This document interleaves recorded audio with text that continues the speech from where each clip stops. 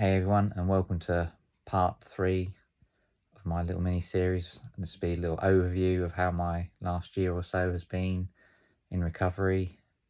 Just to pre-advise of a trigger warning for anyone with a sensitive nature currently to do with the eating disorder recovery. Some of what I say might not suit you at the moment, but just to warn you in advance, I will possibly talk about numbers and figures and stuff. So just to pre-warn you and be aware. So I say going back to like December 24, bit of a rough one in a way. So came down with COVID quite heavily, and unfortunately that did affect my eating and appetite, and I didn't really eat too much for about 3 weeks of December at least. So when I eventually started eating again, it sort of mentally hit me quite hard, and I felt like instantly bloated and ended up having a bit of a relapse, I suppose, and breakdown at the same time. Just feeling so bloated and overwhelmed, and just can't believe how much food I stuffed into myself after hardly eating anything sort of impacted your body. So seeing myself like that again, it sort of like amplified the body dysmorphia part that comes with the eating disorder. So even though I'm sure I was looking really thin to everyone, I just felt like massive to myself, which was not a good way to end the year and start the new one. But I got in contact with the doctor and sort of mentioned how things had been, and could see with my blood work things had gone a bit awry and everything, and I asked for any help, and they sort of like sent me to contact the eating disorders adult team for the area again. And so I got in contact with them and went through their whole rigmarole induction thing again. And despite GP saying I needed help, I wasn't classified as ill enough, unfortunately, to get in with their services, which I thought was a bit of a joke, but that's pretty typical NHS not really working well with each other and supporting people. But thankfully I managed to get back in with the Mind group and get back to their counselling, which was a great benefit, getting around other people again who are experiencing similar issues to myself, and being able to talk openly about it sort of like helped sort of allay a lot of the fears that I had got built back up and again with myself, and try to get that confidence back in a little bit, that it's okay to not be okay, and acknowledge the struggle that I was having. It's totally normal, and I don't have to have every day has to be perfect just to get by and everything. So it was nice to be able to talk again, and I think it sort of like helped me listen to their stories and be able to support them as well, to give me the focus of what I want to do. And I think supporting people with eating disorders and general mental health is something I really want to help with, and it feels like that's my next chapter, I guess, as I've been around it all for like 5 or 6 years now. So from something so bad and nearly life ending, it might have actually shown me my purpose going forward, and grateful in that respect to it. So so after doing the 6 months course with them this year, which was quite up and down, I suppose, my own recovery as well as going through it and listening to everyone's stories, it helped get me back on the right path. So anyone needing support or worried about how to address things first, obviously go and see your GP and allay your fears, say you need your support, and they'll get you in contact with hopefully people who will be able to help you.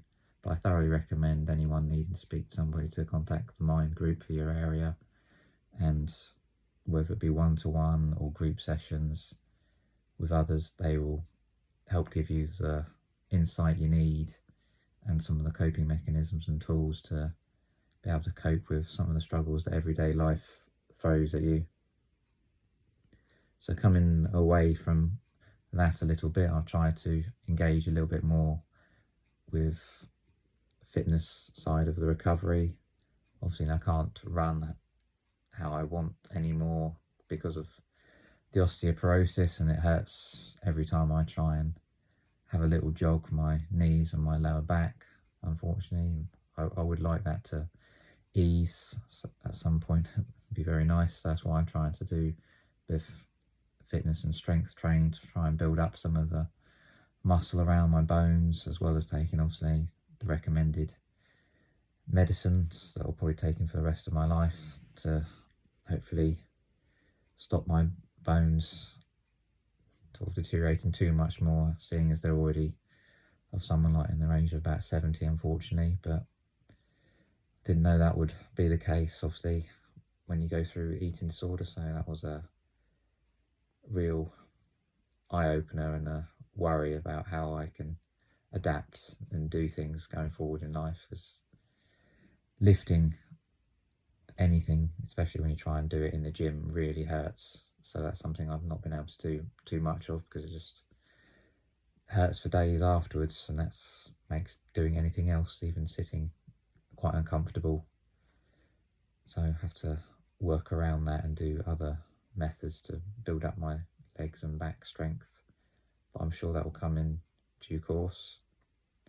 I've finally been able to start eating around people towards the end, sort of mid parts and the end of the year, which has been a great help, and I haven't been put under pressure or anything to try and eat more than I feel I'm able to, and that's been a great benefit, and has sort of like helped me not be too worried to go to a cafe and maybe have a snack or two that I haven't wanted or been able to do for many years. So that's been a great benefit, thankfully, in my recovery. And yeah, being around the right people and having supportive friends and now supportive partner has been wonderful to have, and I can't thank her enough for listening to my story and being there to support me so far. And I can't wait to experience hopefully a long, happy life and a well-worked recovery along the way, because every day is another step towards recovery, but there's always plenty of triggers around. It's just knowing and identifying what those triggers are, and if you have to avoid them or distance yourself from them or a certain person or people that spur on the eating disorder behaviours or those negative thoughts, then if you have to avoid them or go your separate ways, or just if it's certain food types, whatever, and you don't need to have them in the house, just don't buy them pretty much. I know from my personal experience and being given so much sugar in hospital, it's sort of like spurred on a bit of a sugar addiction, and I'm still trying to work at eliminating that and limiting the amount of ultra processed foods that I have on a daily to week basis. So I find having one spurs on the need to have more.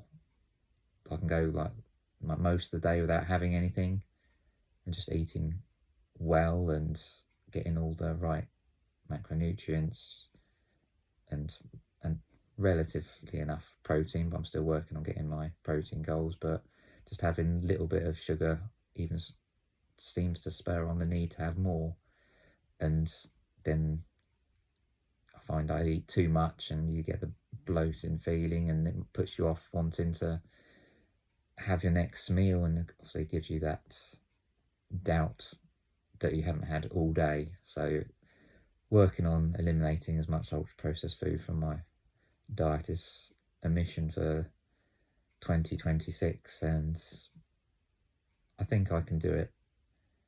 Just working on not buying it, obviously, like I said, is the first step, because I do like my chocolate treats, and I have to work on having that a bit more managed, so it's not daily, maybe once or twice a week. But recovery is a journey, and I've been on it a long time now, and I am seeing positive steps, and I hope I can, nail it. I know eating disorder will always be with me and part of my life, and like I said, with the osteoporosis, that's something that I will obviously have to live with now, and just hope that it doesn't affect my recovery aspirations and what I can do in the future too much, because obviously that will knock my confidence, and I kind of want to keep the confidence being built after everything I've been through. So I just hope that recovery is a bit more straightforward and a few more steps in the right direction than too many steps back. And yeah, hopefully I don't fall ill again to have another mini relapse from not being able to eat again, as that seems to be what happens when I have COVID or the flu badly. I just seem to cut out eating. So it's just something I'll have to persevere with, and I know I need to work on my hydration levels, because I know I don't drink enough, and hopefully that will help, obviously, the rest of your body do what it needs to do, especially with eating or trying to eat so much.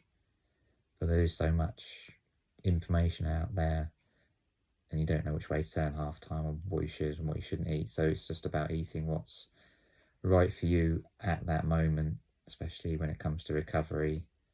Just eating enough to curb the need to have that binge, or have a bout of not eating because you've eaten too much from that binge, or having the feel that you need to purge from having too much, or when things being too overwhelming with the emotions. Just working on overcoming all of that. And I know not everyone goes through all of those things, and I myself haven't, but there's so many different aspects to an eating disorder, and it isn't all just physical. A lot of it is mental, and you do have to work on both aspects. Otherwise, it will always be something that happens, I think. But like I said, the support is out there. The first step, obviously, is reaching out and asking for it when you realise things are getting too much, and listening to your family, friends and loved ones if they are worried about you. Seek that support, because they know you well and they want to see the best out of you, and they don't like seeing you unwell. So listen to those around you and get the support if you need it. And yeah, thanks again for checking out the video. Like, comment, however you feel, and if you want to know any information or want to ask any questions, I'll happily answer. And yeah, thanks again. Bye for now.